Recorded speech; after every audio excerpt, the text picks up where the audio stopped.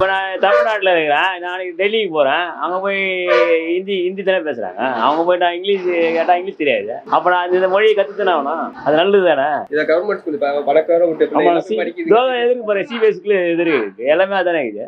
இப்போ ஏழைப்பாளைய சாமானிய குழந்தைகளும் படிக்கணும். எல்லாமே படினா எல்லா மொழியும் தெரியணும். எல்லா மொழியும் தெரிஞ்சாதான் நாட்டில் இது பண்ண முடியும். எல்லா லாங்குவேஜ் தெரிஞ்சாதான் எல்லா இதுக்கும் போக முடியும். எல்லா வேலைக்கும் போக முடியும்.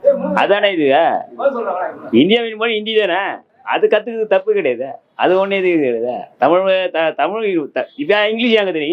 இங்கிலீஷ் யாருக்கு வெள்ளக்கார மொழி தானே இது. அது மட்டும் நீங்கள் கற்றுக்கலாம். இது கற்றுக்கூடாதா? இந்தியாவின் மொழின்னது ஹிந்தி தான். அது கற்றுக்கிறது தப்பு ஒன்றே கிடையாது. அது கற்றுக்கலாம்.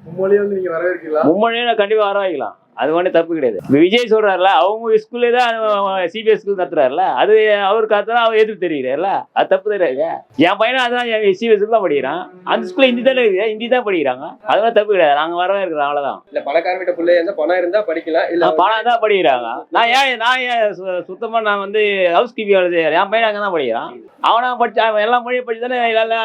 உங்க பையன் மட்டும் வெளிநாட்டுகள்லாம் போகலாம். நாங்க பசங்க போக கூடாதுன்னா எல்லா மொழியும் கற்றுக்கலாம். இப்படி பிரதமரே எல்லா நாட்டுக்கும் போறாலும் அவருக்கு ஒரு தமிழ் தெரியும். அவருக்கு ஹிந்தி தான் தெரியும். ஹிந்தி தவிர என்ன தெரியும்? அவர் இங்கிலீஷ் தெரியும். அவ்வளவுதான். அவரு உலக நாள் சுத்துறாருல, அது மாதிரி நம்ம பசங்க சுத்துனா அது ஒன்றே தப்பு கிடையாதுல்ல.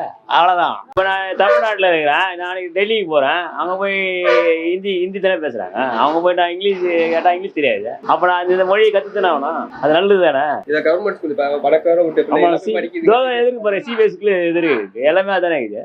இப்போ ஏழைப்பாளைய சாமானிய குழந்தைகளும் படிக்கணும். எல்லாமே படினா எல்லா மொழியும் தெரியணும். எல்லா மொழியும் தெரிஞ்சாதான் நாட்டில் இது பண்ண முடியும். எல்லா லாங்குவேஜ் தெரிஞ்சாதான் எல்லா இதுக்கும் போக முடியும். எல்லா வேலைக்கும் போக முடியும்.